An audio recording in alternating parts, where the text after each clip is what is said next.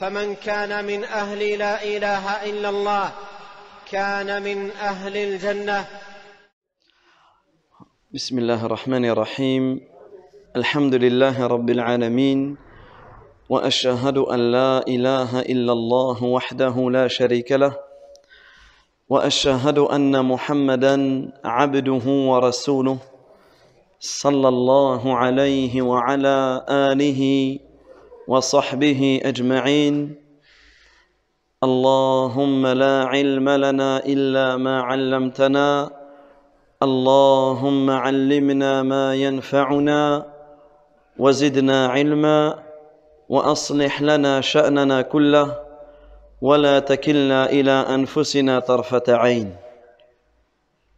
اللهم يا ربنا بلغنا رمضان، اللهم بلغنا رمضان، اللهم بلغنا رمضان وغنمنا أجمعين خيراته وبركاته، وأعنا فيه على ذكرك وشكرك وحسن عبادتك، وأعذنا أجمعين من شرور أنفسنا وسيئات أعمالنا، وأصلح لنا شأننا كله ولا تكلنا إلى أنفسنا طرفة عين. أما بعد. Nous demandons à Allah tabaraka wa ta'ala de nous faire parvenir le mois de Ramadan et de faire partie de ceux qui vont profiter des bienfaits et des bénédictions de ce mois. Nous demandons à Allah tabaraka wa ta'ala de nous aider durant ce mois à se rappeler de lui. Nous demandons à Allah azza wa jal de nous aider durant ce mois à le remercier et à l'adorer de la meilleure manière. Tout comme nous recherchons la protection auprès d'Allah tabaraka wa ta'ala contre le mal de nos âmes et contre le fait de commettre des mauvaises actions.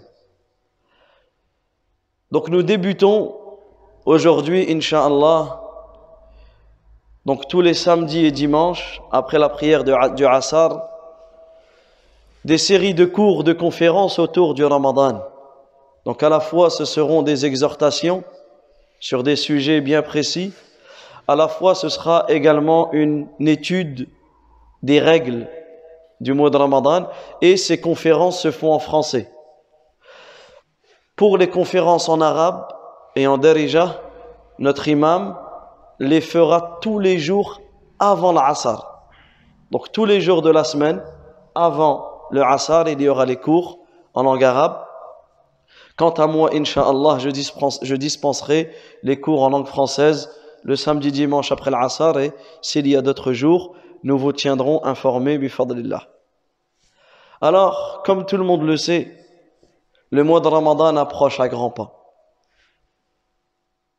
Le mois de Ramadan approche à grands pas. Et il est important pour le musulman de se poser cette question. Kayfa astaqbil shahr Ramadan? Comment je peux accueillir le mois de Ramadan? Comment je dois accueillir le mois de Ramadan? Ce mois qui a tant de spécificités, ce mois qui a tant de particularités, ce mois qui a tant de bienfaits, ce mois qui a tant de bénédictions, le mois de Ramadan qui se distingue par rapport aux autres mois. Allah tabaraka wa ta'ala, il dit dans le Coran, wa rabbuka yakhluqu ma yasha wa yakhtar. Et ton Seigneur crée ce qu'il veut et il choisit. Et Allah tabaraka wa ta'ala a créé les mois. Et il a choisi que parmi ces mois, le mois de Ramadan était le meilleur mois. Allah azza wa jalla a créé les mois. Et il a choisi que parmi les mois, le mois le plus grand, le mois le plus immense, le mois où il y a le plus de bienfaits et de bénédictions, c'était le mois de Ramadan. Voilà pourquoi il est important d'avoir une préparation particulière à ce mois. Je prépare à accueillir le mois de Ramadan comme je ne prépare à accueillir aucun autre mois. Le mois de Ramadan, dans lequel le Coran a été révélé. Allah tabaraka wa ta'ala dit dans Surat Al-Baqarah, Shahru Ramadan, alladhi unzila fihi al-Qur'an. Le mois de Ramadan durant lequel le Coran a été révélé. Le mois de Ramadan durant lequel le Coran a été révélé. Allah Azza wa Jal nous informe également que ce Coran qu'Allah Azza wa Jal a révélé durant le mois de Ramadan, Hudan linnas wa bayyinatin min al-huda wal furqan. Qu'Allah Azza wa Jal a révélé ce livre comme guide pour les gens. Allah Azza wa Jal a révélé le Coran comme guide pour les gens, comme preuve claire de la bonne direction et du discernement. Et Allah tabaraka wa ta'ala a choisi que le meilleur des livres soit révélé par le meilleur des anges, au meilleur des prophètes, à la meilleure des communautés, durant le meilleur des mois et durant la meilleure des nuits. Inna anzalnahu fi laylatil qadr. Nous l'avons certes révélé durant la nuit del Qadr. Inna anzalnahu fi laylatin mubarakah. Nous l'avons certes révélé dans une nuit bénie.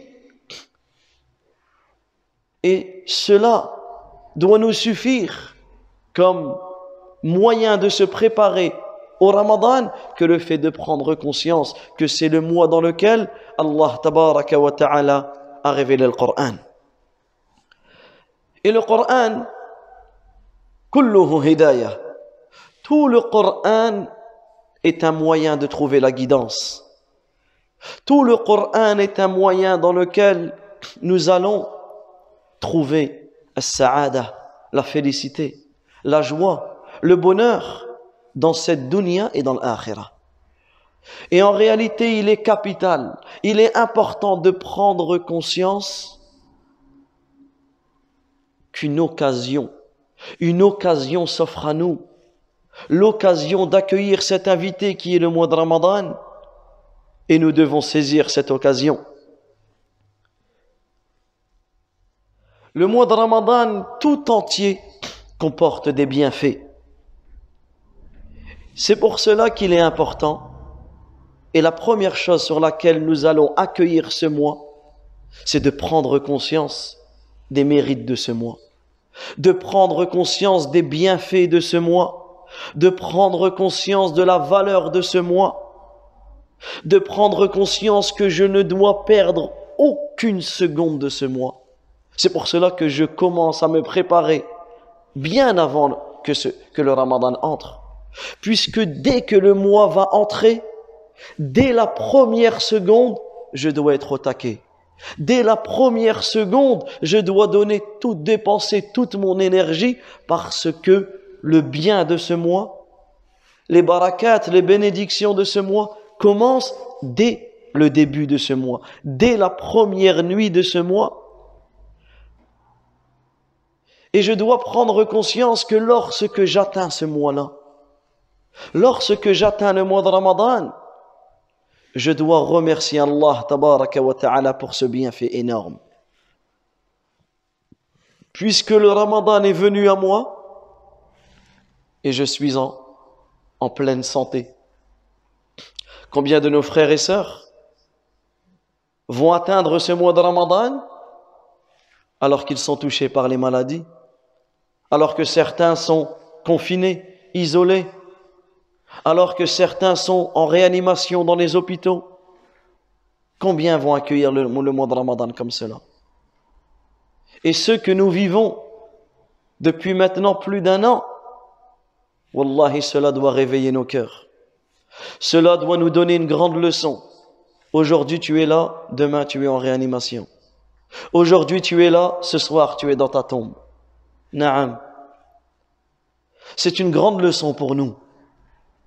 Combien ont vécu le Ramadan dernier mais ne pourront pas vivre celui-ci? Combien ont eu l'intention de se repentir lorsque ce Ramadan va arriver, mais combien ne l'atteindront pas? Nous sommes ici en train de préparer le mois de Ramadan, mais il est fortement possible que peut-être aucun d'entre nous ne l'atteindra. Voilà pourquoi en réalité le musulman doit tirer exhortation et leçon de cela. Et le fait de se préparer au mois de Ramadan, cela va me pousser à ne perdre aucun instant.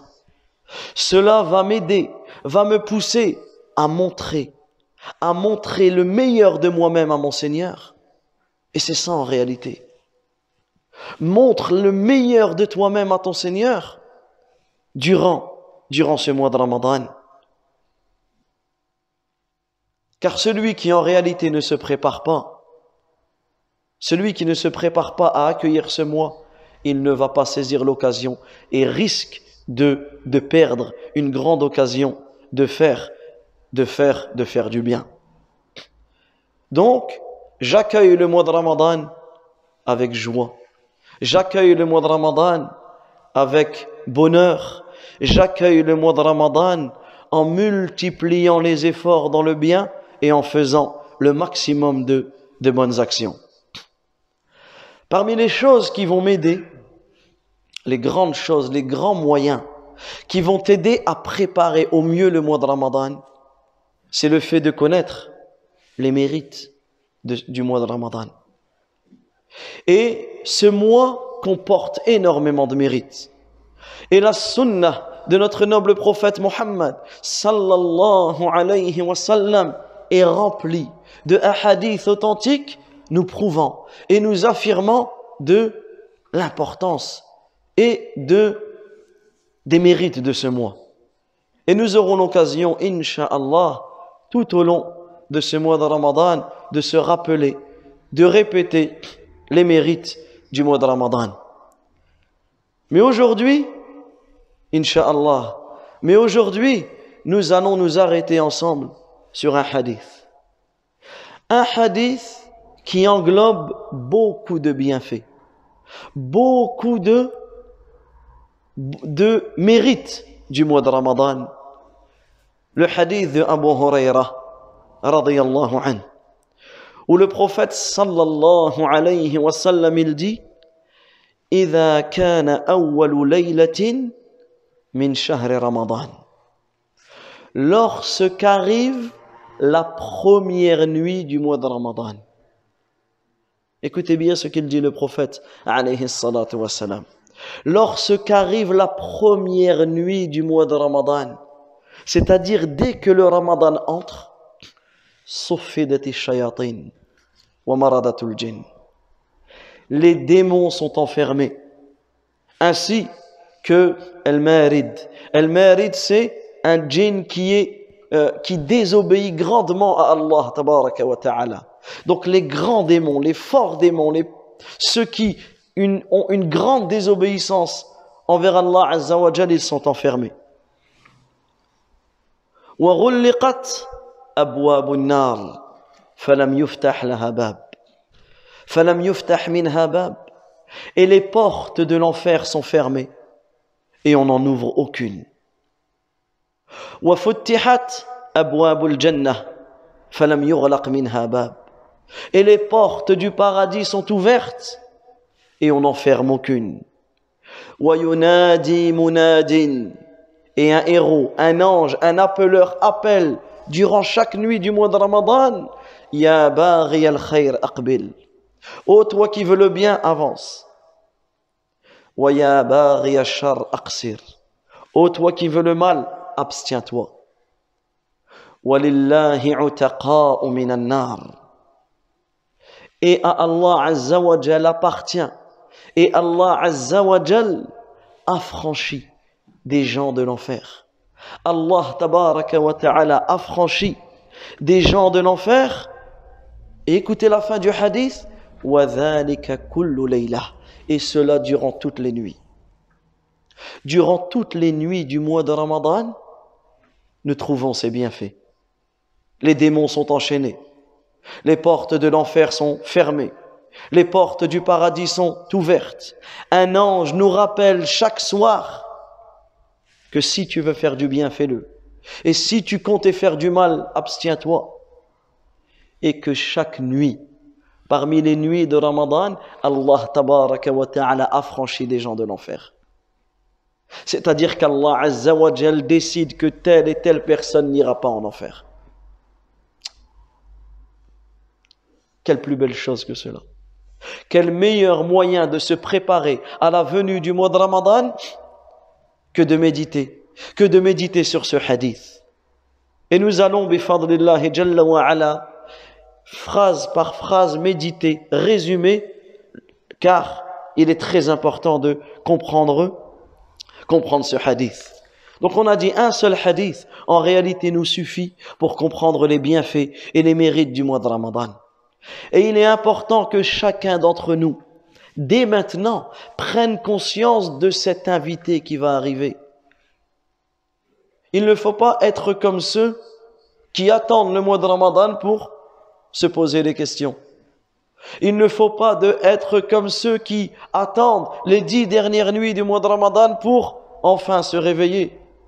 Il ne faut pas être comme ceux qui attendent d'espérer que ton adoration coïncide avec Laylatul Qadr pour commencer à faire des efforts. Et il ne faut pas être comme ceux qui attendent que ce Ramadan est passé et de répéter sans cesse « Ah, il est passé vite, ah, je n'ai rien vu passer, ah, ceci, ah, c'est là. » Non. Dès maintenant, je dois m'équiper. Dès maintenant, je dois m'orner, m'embellir de cet accueil, prendre conscience de la valeur de ce mois, afin que dès que la première nuit du mois de Ramadan arrive, je suis prêt à dépenser toutes mes forces dans cela. Alors méditons phrase par phrase. Le prophète alayhi salatu wa salam, il dit إِذَا كَانَ أَوَّلُ لَيْلَةٍ, lorsque la première nuit de Ramadan arrive. Et dans cela, il y a une grande leçon. Dans cela, il y a une grande leçon. C'est comme on l'a dit, ne pas attendre la fin, ne pas attendre les 10 derniers jours, ne pas attendre Laylatul Qadr. Dès la première nuit, tu dois être prêt. Et pour être prêt, dès que la nuit entre, il faut te préparer avant. Il faut te préparer avant. C'est-à-dire que l'invité arrive, tu dois l'accueillir dès le premier instant, dès la première seconde. Dès que le Maghrib entre et que tu sais que tu vas jeûner demain, tu es dans la première nuit du mois de Ramadan, puisqu'en islam la nuit précède le jour, à ce moment-là tu es entré dans le mois de Ramadan et tu fais le maximum de khair et de bonnes actions. Le prophète alayhi salatu wa salam nous informe وَفُتِّحَتْ أَبْوَابُ الْجَنَّةِ, et les portes du paradis sont ouvertes. فَلَمْ يُغْلَقْ مِنْهَا بَابٌ. Commençons par cela. Commençons par réfléchir ensemble et méditer sur ce bienfait énorme. Les portes du paradis sont ouvertes et on n'en ferme aucune. Il y a combien de portes dans le paradis? Ahsant. 8 portes. Les 8 portes du paradis sont ouvertes. Et cela dès que la première nuit de Ramadan entre. Et cela nous prouve que ce mois est un mois de pardon. C'est un mois dans lequel je peux acquérir, expier mes péchés. C'est un mois durant lequel je peux être affranchi de l'enfer. C'est un mois dans lequel je dois faire le maximum de bonnes actions qui vont me mener au paradis. Et on le ressent. Ça veut dire quoi le fait que les portes sont ouvertes? Ça veut dire que durant le mois de Ramadan, alors bien sûr elles sont ouvertes réellement. Ce n'est pas une métaphore. Les portes du paradis sont ouvertes. Les 8 portes du paradis sont ouvertes. Mais dans cela, il y a une grande leçon à en tirer, c'est quoi? La grande leçon à en tirer, c'est que durant le mois de Ramadan, les actes sont facilités. C'est encore plus facile de faire des bonnes actions pendant Ramadan qu'en dehors de Ramadan. C'est-à-dire que durant le mois de Ramadan, il est facile pour moi de faire des actes qui vont me faire entrer au paradis. C'est dans ce sens-là qu'il faut le comprendre. Et on le voit, tu as plus de facilité à faire la prière à la mosquée durant le Ramadan que en dehors du Ramadan. Tu as plus de facilité de faire des sadaqat, des bonnes actions, des aumônes, de lier les liens de parenté, de lire le Coran, de faire des prières surrogatoires, de jeûner. Tu as plus de facilité pendant le mois de Ramadan qu'en dehors du mois de Ramadan. Ne serait-ce que le jeûne. Tu sens la différence entre le fait de jeûner un jour de Ramadan et un jour qui n'est pas un jour de Ramadan. Cela est flagrant, nous le vivons tous. Voilà pourquoi il est important de méditer. De méditer sur le fait que durant le mois de Ramadan, je dois multiplier les bonnes actions. Et je ne dois pas être comme ceux qui s'abstiennent des bonnes actions durant le mois de Ramadan. Je ne dois pas être comme ceux qui vivent le mois de Ramadan comme s'ils vivraient un autre mois. Et malheureusement, c'est le cas de certains. Ramadan y rentre, il vit exactement la même vie que lorsque le Ramadan n'entre pas. Et ça, c'est une grave erreur. Ça, c'est une grave erreur. Et notamment, nous pouvons piquer, nous pouvons toucher celui qui ne prie pas et qui, le mois de Ramadan entre et il reste comme il est. Il jeûne, mais il ne prie pas. Il fait le 4e pilier de l'islam, mais pas le 2e. Il y a un problème quelque part. Il y a un problème de compréhension quelque part. Comment peux-tu t'abstenir de manger et de boire alors qu'à la base c'est halal? Manger et boire c'est halal. Comment peux-tu t'abstenir de manger et de boire et de ne pas avoir de rapport avec ton épouse durant la journée alors que lorsqu'Allah Azza wa Jal t'ordonne de prier, tu ne pries pas? Que recherches-tu dans ce mois de Ramadan?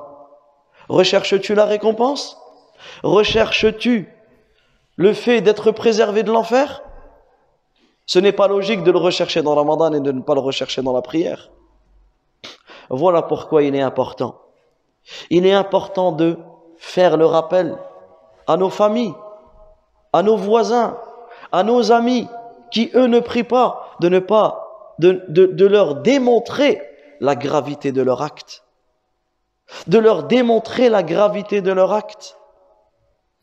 Lorsqu'Allah tabaraka wa ta'ala nous parle d'un endroit spécifique en enfer qui s'appelle Saqar, qu'est-ce qu'Allah tabaraka wa ta'ala nous dit par rapport à cet endroit?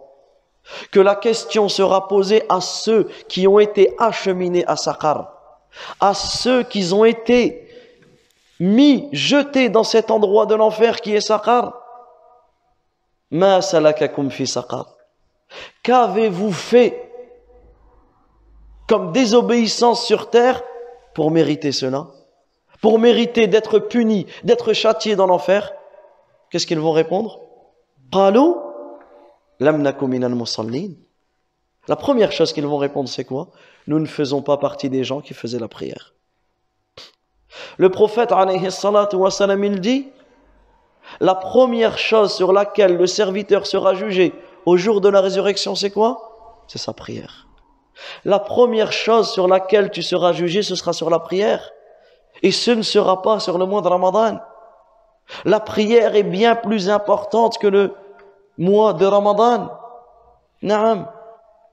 C'est pour cela qu'il est important de faire le rappel.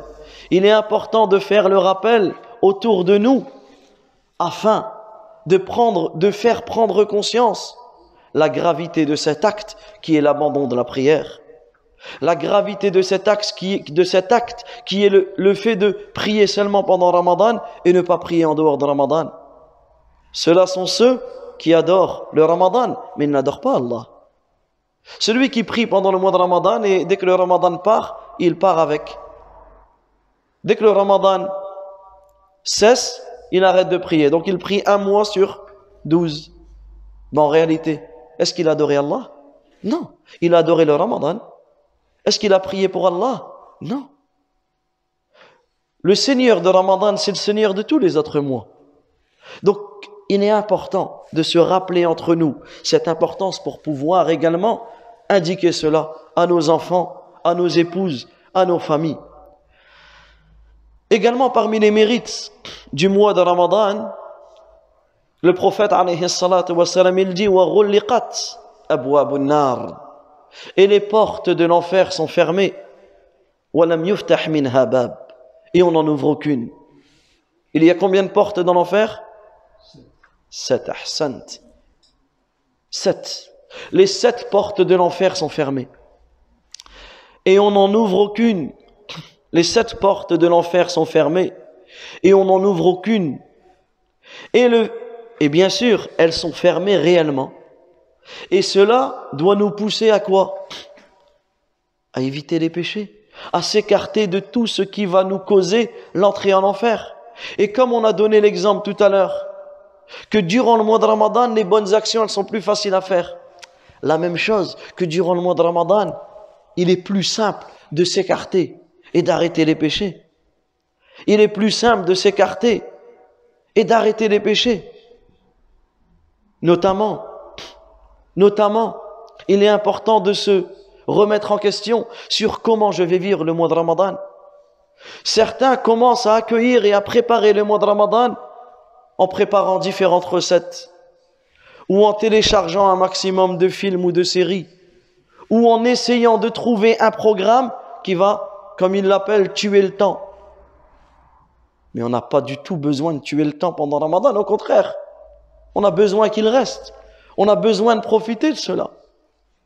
Donc ici, le fait de savoir que les portes de l'enfer sont fermées, cela doit me pousser à m'écarter de tous les péchés qui me feront entrer en enfer. La même chose pour les liens de parenté. Je dois profiter de ce moment-là, du moment de Ramadan, pour renouer avec ceux avec qui j'étais en conflit. Également, je dois prendre garde. Je dois prendre garde à ce que je regarde, à ce que j'écoute, à ce que je dis, à ce que je fais durant le mois de Ramadan. Donc le fait de savoir que les portes de l'enfer sont fermées, la personne doit se conseiller. La personne doit se le rappeler. À chaque fois qu'il risque de commettre un péché, et ce péché qu'il risque de l'amener en enfer, qu'il sache qu'il est dans un moment où les portes de l'enfer sont fermées. Donc je vais moi également fermer toutes les issues, toutes les choses qui vont me ramener à l'enfer. Également, parmi les choses importantes à savoir, c'est que durant chaque nuit du mois de Ramadan, Allah tabaraka wa ta'ala a franchi les gens de l'enfer. Et ça, c'est un rappel que l'on doit se faire chaque nuit. Chaque jour de Ramadan, tu dois savoir que la nuit qui va arriver, peut-être tu vas faire partie de ceux à qui Allah Azza wa Jal va t'affranchir de l'enfer. Il y a quoi de plus beau? Barakallahu fikum. Il y a quoi de plus beau pour la personne qui est encore en vie d'être déjà affranchi de l'enfer. Toi, tu es encore en vie, mais Allah tabaraka wa ta'ala a décrété pour toi que tu n'iras pas en enfer. Et comment cela va se traduire? Cela va se traduire par le fait qu'Allah Azza wa Jal va t'écarter de tout ce qui va te mener au feu de l'enfer. Et c'est pour cela que tu trouves combien de personnes se sont repenties pendant Ramadan. Combien de personnes le Ramadan a été une cause d'un énorme bienfait pour eux. Combien de personnes un Ramadan a changé totalement leur vie, et cela jusqu'à leur mort. Regardez en réalité ce grand mérite où le prophète alayhi salatu wa salam, il dit walillahi utaqa'u minan nar, et à Allah Azza wa Jalla appartient des affranchis de l'enfer, et cela durant toutes les nuits du mois de Ramadan. Également, parmi les choses importantes à savoir, c'est que lorsque nous entendons cela, nous avons tous envie de faire partie des affranchis du feu de l'enfer. C'est vrai ou pas? Alors sachez que les savants nous ont mentionné que celui qui souhaite être affranchi du feu de l'enfer, qui multiplie les invocations. Il multiplie les invocations durant toute sa vie. mais plus précisément pendant Ramadan. Parce que l'invocation pendant le mois de Ramadan a une spécificité. L'invocation pendant le mois de Ramadan n'est pas pareille que l'invocation en dehors du mois de Ramadan. La preuve en est Surat al-Baqarah. Les versets du jeûne, Ayatul Siyam. Dans Surat al-Baqarah, on a une partie, à partir du verset 183, si je ne me trompe pas, à partir du verset 183, où Allah tabaraka wa ta'ala, il dit Ya ayyuhalladhina amanu, kutiba alaykum as-siyam. Al-Aya. Allah Azza wa Jal nous informe dans ce verset qu'il nous a prescrit le jeûne, comme il a prescrit à ceux d'avant nous. Nous continuons à lire le verset 185 où Allah tabaraka wa ta'ala il dit Shahru Ramadan alladhi unzila fihi al-Qur'an.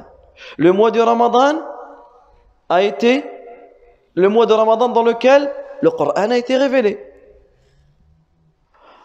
Ensuite, donc, suivez avec moi. On a le début où je vais en venir pour que ce soit plus simple. Je vais en venir au verset 186.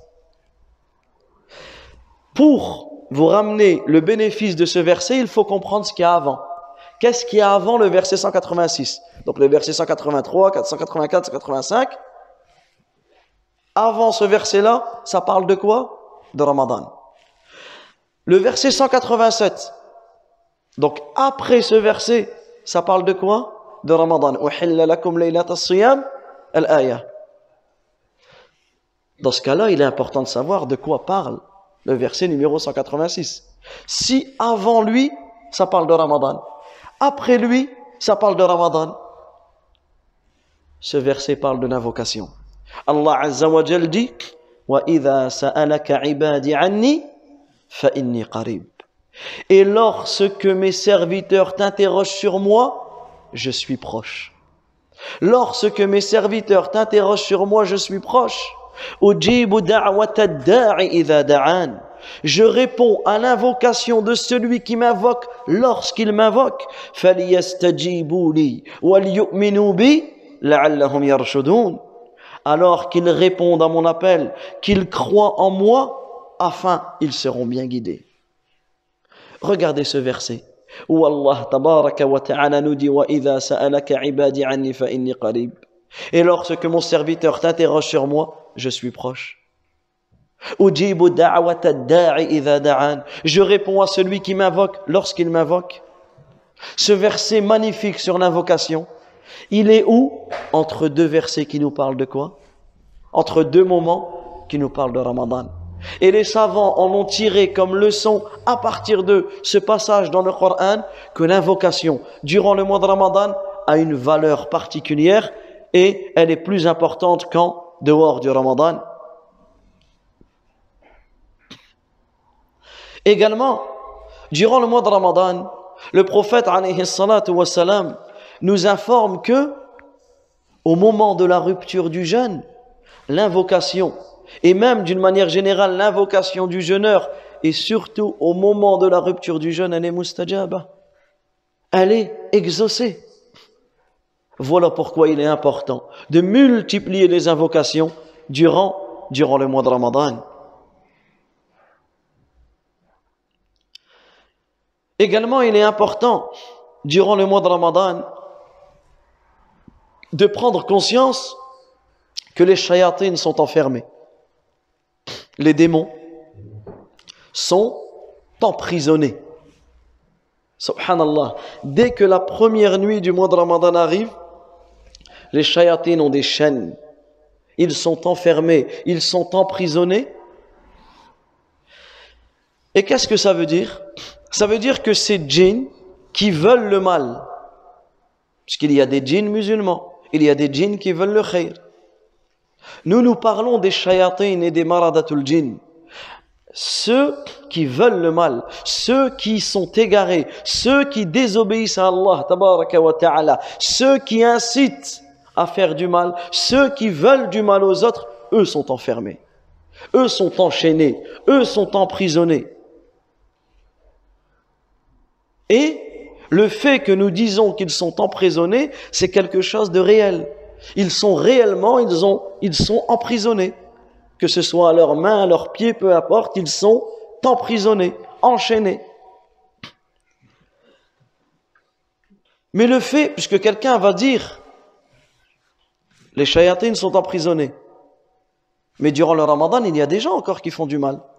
C'est vrai ou pas? Durant le ramadan, des fois, même moi, je peux tomber dans des excès.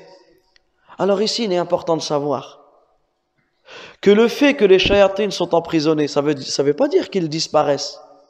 Ça veut pas dire qu'ils n'existent plus. Ça veut dire qu'ils peuvent continuer à faire du mal. Mais leur mal est bien moindre qu'en dehors du ramadan. Je te donne un exemple concret. Une personne dehors, elle commet des crimes et des délits. D'accord? Une personne mauvaise. Tu vas l'emprisonner, tu vas l'enchaîner. Elle peut continuer à faire du mal, mais son mal, il va être bien moindre que si tu la laisses en liberté. Mais elle peut continuer à faire du mal. Voilà pourquoi il est important, durant le mois de Ramadan, de rechercher la protection auprès d'Allah tabaraka wa ta'ala contre quoi? Contre le mal des shayatines, le mal du shaytan, maudit, et de ses insufflations.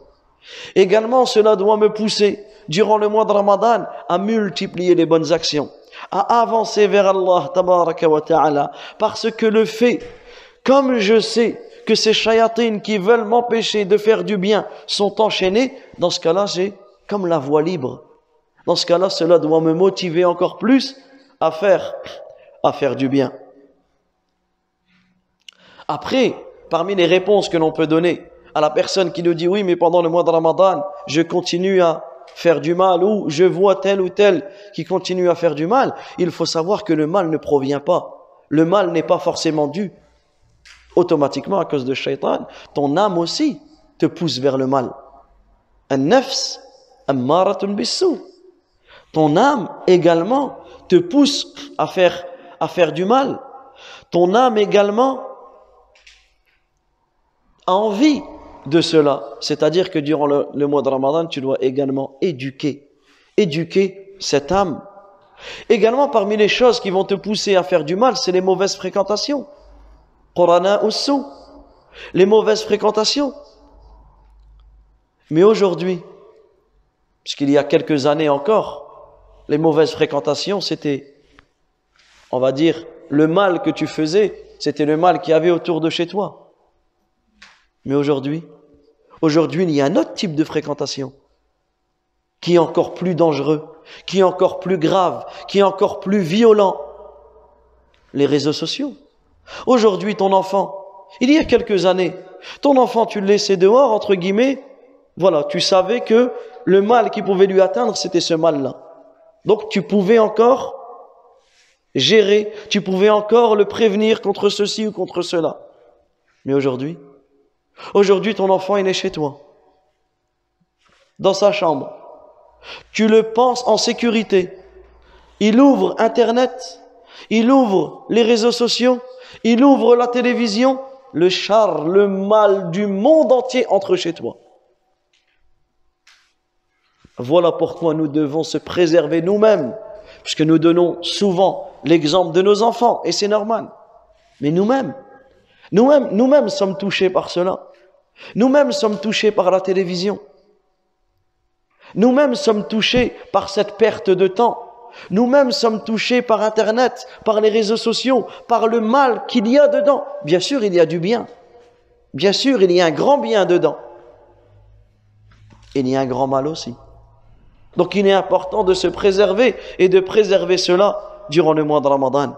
C'est pour cela qu'en réalité, le mois de Ramadan doit être un moment où nous nous habituons pour toute l'année d'éteindre toutes ces choses-là, d'éteindre cette télévision, de pas fréquenter pour rien ces réseaux sociaux, etc.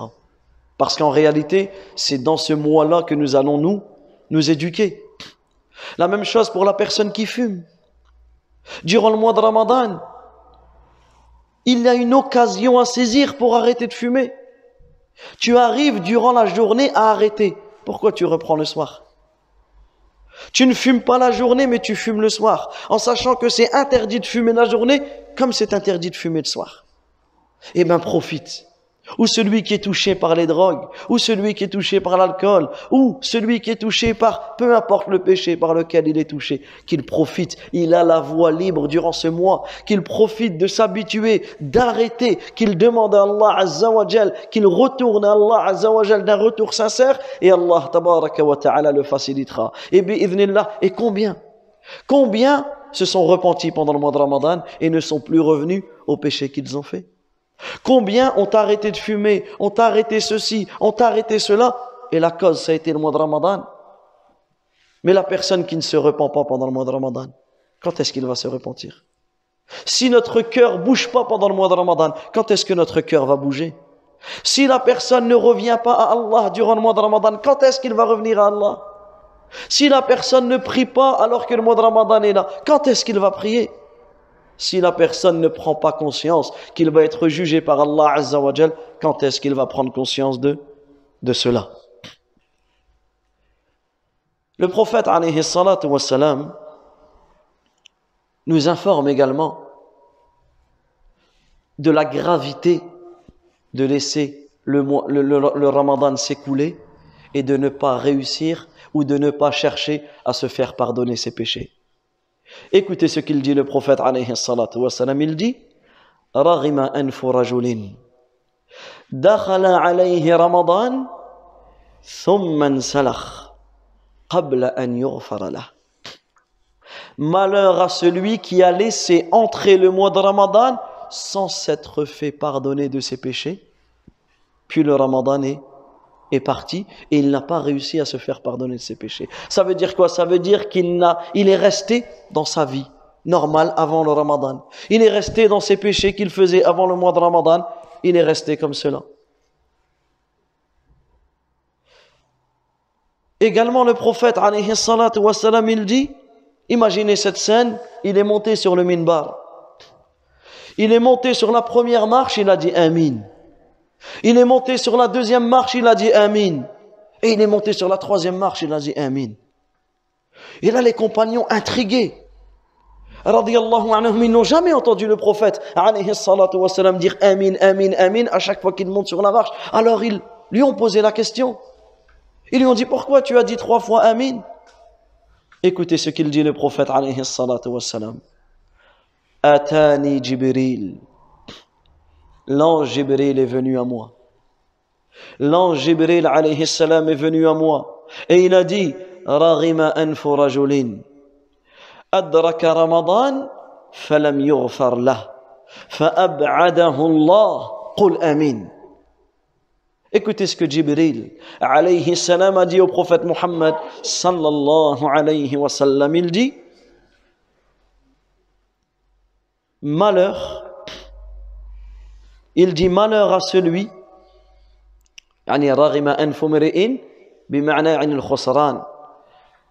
malheur à celui qui a atteint le mois de Ramadan mais ne s'est pas fait pardonner de ses péchés.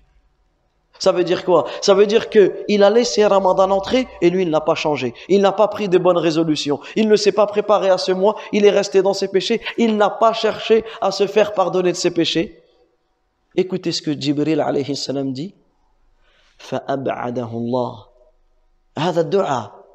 Jibril, l'ange Jibril alayhi salam, le meilleur des anges, l'ange rapproché d'Allah Azza wa Jal, il invoque auprès d'Allah pour que cette personne soit éloignée d'Allah. Et en plus, qu'est-ce qu'il dit? Il dit au prophète alayhi salatu wa salam, dis Amin. Alors le prophète alayhi salatu wa salam a dit Amin. Jibril invoque et Nabi alayhi salatu wa salam dit Amin. Pour qui? Pour qu'Allah éloigne une personne qui n'a pas changé durant le mois de Ramadan. Ça c'est le premier Amin. Deuxième fois il dit, malheur à celui qu'il atteint ses 2 parents. C'est-à-dire lui il grandit, il a encore la possibilité d'avoir ses parents. Ou l'un de ses 2 parents et il n'a pas réussi à se faire pardonner ses péchés. Ça veut dire qu'il n'a pas eu le comportement qu'il devait avoir avec eux afin qu'Allah Azza wa Jalla lui pardonne de ses péchés. Cette personne-là qui ne s'occupe pas de ses parents, surtout lorsqu'ils sont d'un âge avancé, Jibril alayhi salam demande à Allah de l'éloigner de lui et le prophète alayhi salatu wa salam dit Amin. Et Amin, ça veut dire oh Allah exauce cette invocation. Et la troisième personne, c'est une personne qui entend le nom du prophète alayhi salatu wa salam. Il entend le nom du prophète alayhi salatu wa salam mais ne prie pas sur lui. Il ne dit pas alayhi salatu wa salam. Il ne dit pas sallallahu alayhi wa sallam ou toute autre formule qui prie, qui nous permette de prier sur le prophète alayhi salatu wa salam. Dans ce cas-là, Jibril alayhi salam a demandé à ce qu'il soit éloigné d'Allah et il a dit au prophète alayhi salatu wa salam de dire Amin et il a dit Amin. Et cela en réalité, celui qui laisse entrer le mois de Ramadan et qui n'arrive pas à se faire pardonner de ses péchés, en réalité c'est une personne qui a tout perdu. En réalité c'est une personne qui a tout perdu. Voilà pourquoi nous résumons ce qui a été dit. Il est important durant le mois de Ramadan et avant le mois de Ramadan de prendre garde contre notre âme. Cette âme qui nous veut du mal, cette âme qui nous pousse vers le mal, de prendre garde contre les mauvaises fréquentations. Et parmi les plus grandes mauvaises fréquentations, il y a ces réseaux sociaux, ces téléphones, ces télévisions, etc. Et il est important de prendre conscience que notre cœur doit bouger. Notre cœur doit se repentir. Notre cœur doit rechercher le pardon auprès d'Allah. Notre cœur doit revenir auprès d'Allah. Tabaraka wa ta'ala. Ensuite, parmi les choses que ce hadith nous prouve, c'est que les gens, avec l'entrée du mois de Ramadan, se divisent en deux catégories. Il y a des gens qui ont la ferme résolution de faire du bien durant Ramadan. Et il y en a d'autres qui ont la ferme résolution de faire du mal. C'est pour cela que le prophète, alayhi salatu wa salam, qu'est-ce qu'il dit? Il dit que chaque nuit du mois de Ramadan, un ange, dans une autre version, c'est un ange appelle. Qu'est-ce qu'il dit? Ya baghi al-khayr aqbil. Ô toi qui veux le bien, avance, fais-le. Wa ya baghi ash-shar aqsir. Ô toi qui veux le mal, abstiens-toi. Dans une autre version, Ya baghi ash-shar amsik. Et les deux dans le même sens. Ô toi qui veux le mal, abstiens-toi. Ne le fais pas. Ça veut dire que durant le mois de Ramadan, un ange appelle, même que je n'entends pas cet appel. Mais le croyant, chaque nuit, il sait que cet appel est. Pourquoi? Parce que c'est As-Sadiqul Masdouq. Le plus véridique des véridiques, le prophète alayhi salatu wa salam, qui nous a informé de cela. Et je n'ai pas besoin d'entendre l'appel de cet ange pour y croire, pour être certain que toutes les nuits du mois de Ramadan, cet appel résonne. Voilà pourquoi toutes les nuits du mois de Ramadan, je dois me rappeler de cet appel, je dois prendre conscience et je dois prendre des bonnes résolutions. Et chaque nuit de Ramadan, je dois me remettre en question quant à cela. Et là, chaque nuit de Ramadan, tu dois te poser cette question-là. Mada turid? Que veux-tu? Tu comptais faire du bien? Alors fais-le. Tu comptais faire du mal?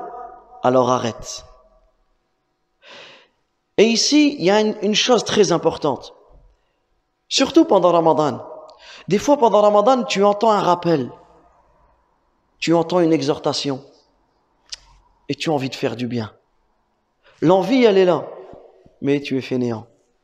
Tu t'appelles ce qu'on appelle l'azima, la ferme résolution. Tu as envie de lire le Coran, tu as envie d'apprendre à lire le Coran, tu as envie d'aller voir un tel pour qu'il te corrige tes sourates, tu as envie de faire les prières de nuit, tu as envie de te réveiller plus tôt et de faire des du'a durant le dernier tiers de la nuit, mais tu le fais pas forcément. Alors à ce moment-là, rappelle-toi, tu as envie de faire le bien, aqbil, fais-le. Ne te pose pas de questions. Tu as envie de te réveiller durant le dernier tiers de la nuit et faire du bien. Tu as envie de faire le tarawih après le isha. Mais oui, mais demain je travaille. Oui, mais je vais être fatigué. Oui, mais ceci, oui. Ne te pose pas de questions, fais-le. Fais-le et Allah Azza wa Jal te facilitera. Et Inch'Allah, on aura l'occasion de spécifier ce sujet-là du Tarawih. Parce que comme vous le savez, nous allons vivre un Ramadan avec un Tarawih qui se fera chez soi. Chacun fera le Tarawih chez soi, puisqu'à la mosquée, cela ne sera pas possible. Donc, Inch'Allah, nous consacrons, avant le Ramadan, Inch'Allah, un cours sur comment faire le Tarawih chez lui. Également, pendant le mois de Ramadan, il y en a qui ont la ferme intention de faire du mal. Il y en a qui continuent, qui savent directement qu'ils vont continuer leur péché pendant le mois de Ramadan. Alors, à cette personne-là, on leur rappelle cet appel de l'ange. C'est pour cela dès que tu as envie de faire du mal, pose-toi la question. Parle à ton âme. Où vas-tu? Que veux-tu faire? Tu veux faire ce péché-là pendant le mois de Ramadan? Tu veux désobéir à Allah alors que c'est le mois de Ramadan? En réalité, c'est un rappel constant que nous devons faire durant le mois de Ramadan. Nous terminons pour aujourd'hui sur cela et nous continuerons, Inch'Allah, demain après Salat al-Asr. Inch'Allah, il est possible, comme j'ai une intervention dans une autre mosquée avant l'Asr, il est possible que j'ai un peu de retard. Celui qui veut rester, dans tous les cas, Inch'Allah, le cours se tiendra, bi'idhnillah, peut-être 10 minutes, un quart d'heure. Après l'Asr, tout dépend de la circulation et si je peux arriver, Inch'Allah, demain. Et nous continuerons sur ce thème, puisqu'on n'a pas fini, mais alhamdulillah, l'heure nous appelle à arrêter. Donc, demain, bi'idhnillah, après le Asr, nous continuerons la deuxième partie de ce sujet. Kayfa nastaqbilu Ramadan? Comment nous pouvons accueillir le mois de Ramadan? Wallahu ta'ala a'lam. Wa sallallahu wa sallam ala nabiyyina Muhammad wa ala alihi wa sahbihi ajma'in. ربنا آتنا في الدنيا حسنة وفي الآخرة حسنة وقنا عذاب النار. اللهم إنا نسألك بأسمائك الحسنى وصفاتك العليا أن تجعلنا من المتقين. اللهم إنا نسألك الهدى والتقى والعفة والغنى. اللهم ربنا آتنا في الدنيا حسنة وفي الآخرة حسنة وقنا عذاب النار. اللهم صل وسلم وبارك وأنعم على رسولنا الكريم وصلى الله وسلم على نبينا محمد وعلى آله وصحبه أجمعين. وآخر دعوانا أن الحمد لله رب العالمين. فجزاكم الله خيرا. فمن كان من أهل لا إله إلا الله كان من أهل الجنة